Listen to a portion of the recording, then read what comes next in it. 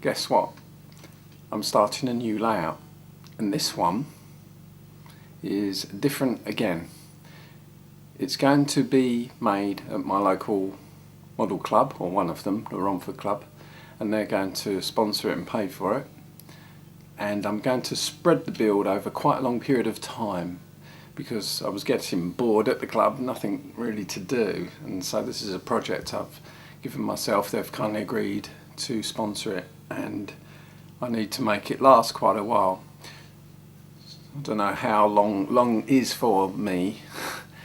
Normally I build layouts in days or weeks, but this one should be a few months.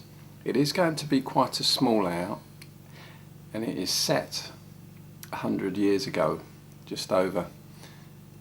The title of it is called Terror Street, and the reason is because all the things on this layout are going to be a little worrying, shall we say.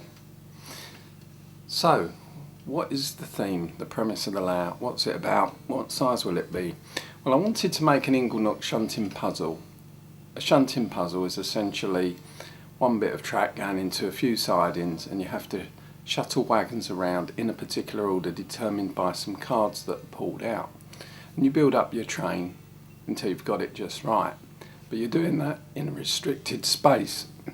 Now, shunting puzzles can be all sorts of designs. Inglenook was a layout that was one such design that proved very popular in a 4x1 format. My layout's going to be about 4.5 foot by 2 foot, I think, at the moment, and it may be enclosed in a box to trap the smoke in. Why smoke? Well, the shunting puzzle is going to be at the front, in front of a brewery. Behind that, in this Victorian London layout, will be a viaduct, and the viaduct will be up high, 1 or 2 lanes, not sure yet, and then behind that there'll be some low relief buildings. These are all going to be Metcalfe buildings, all of the buildings on the layout, because they do suitable design. I haven't made cardboard buildings before, so that's something new for me. It's set around, I don't know really what sort of part of London, so I might not say, but some of the characters on it will give you an idea. I'll have my Coke. Right. I suppose the centrepiece of the layout will be the train crash, based on the 1895 train crash in Paris, where a locomotive stormed through the concourse and crashed out the edge of the station. This one's going to be a similar sort of look to it. It's going to be a small Dapol Pug model kit that's carrying wagons and has crashed off the viaduct and ended up in the brewery. Now, there was a brewery around at that time called Calvertfilm, so that's my name, so I'm going to make it Calvert's Brewery. It was actually in Upper Thames Street in the 1890s. This layout is set 1890. So that's one reason why it's called Terror Street, because there's terror in the street. A train has crashed off and created havoc. So that should be kind of cool. That's the centrepiece, and a bit of smoke billowing out. There'll be policemen standing around and other things, but the other things are what's going to make it interesting. People are going to need to spot certain characters. There's characters on my layout. Some of those are creating a bit of the terror. So who are they going to be? Well, in 1888, Jack the Ripper did his thing, so he's going to be on my layout somewhere, possibly with a victim, I'm not sure yet, or about to get a victim. I'm also going to have some fictitious characters. So Sweeney Todd, the demon barber of Fleet Street. Well, perhaps this was before he was in Fleet Street or after, or another shop, I don't know, but he's going to be having his barber shop there. And you'll press a button on the layout, I think the room will light up, and you'll see Sweeney Todd in there just about to get someone in his barber's chair.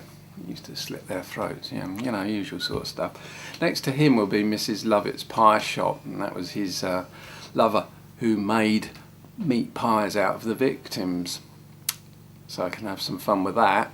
I can have people like Joseph Merrick, the Elephant Man. He died in 1890, aged 27, in a London hospital actually.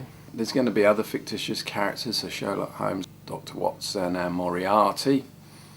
They're all created around 1886-87. Incidentally, Sweeney Todd was 1846, I think, when they first went into print, or 1847, somewhere around there. Brunel I'm going to have, but those of you who know will realise in 1892 Brunel wasn't around. He died 1859 at the age of 53, so I'm going to have him as a statue. I could also have other famous people on my layout, perhaps Queen Victoria, Florence Nightingale. I could even sort of have Charles Darwin, although he died in 1862, I think, and Charles Darwin would therefore have to exist as a ghost, perhaps. What's he going to look like? Well, here's some pictures. This is a rough idea taken from a Jack the Ripper movie, and then I've overlaid some Metcalfe buildings, and you can see the viaduct and also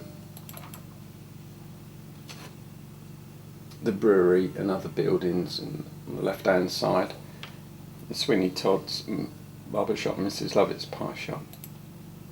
Now these are the shops I've built so far. I build one of these an evening at the club. I've stuck the backgrounds on now, but the back scenes are actually got photoshopped images that have been miniaturised and fitted in, actually date from the period. So there's Victorian barbershop there. There's these are two brothel rooms, ladies of the night in there, and in here there's sort of Victorian pie shops backgrounds, and then I've added some characters in, and also some meat pies that are made out of little beads I've painted up. So I've added some extra details there. Mrs. Lovett's meat pie is made with a human touch. Demon Barber, Sweeney Todd. And next to that, when I'm build it, will be the 10 Bells pub. Actually, this piece is rather conveniently fallen off, so you can see what the interior is going to look like. Actually, it hasn't fallen off. I haven't glued it on yet because I've still got to put Sweeney Todd in there with his victim on the chair. But it's fairly simple inside. It's just enough detail. Lights on, and I'll put lights in there so it all lights up when you press a button on the front of the layout. So there you go. This is the first part of Terrace Street. Hopefully the next more videos will be a bit more interesting. I hope you liked this one, Terrace Street, and enjoy the process as I make it.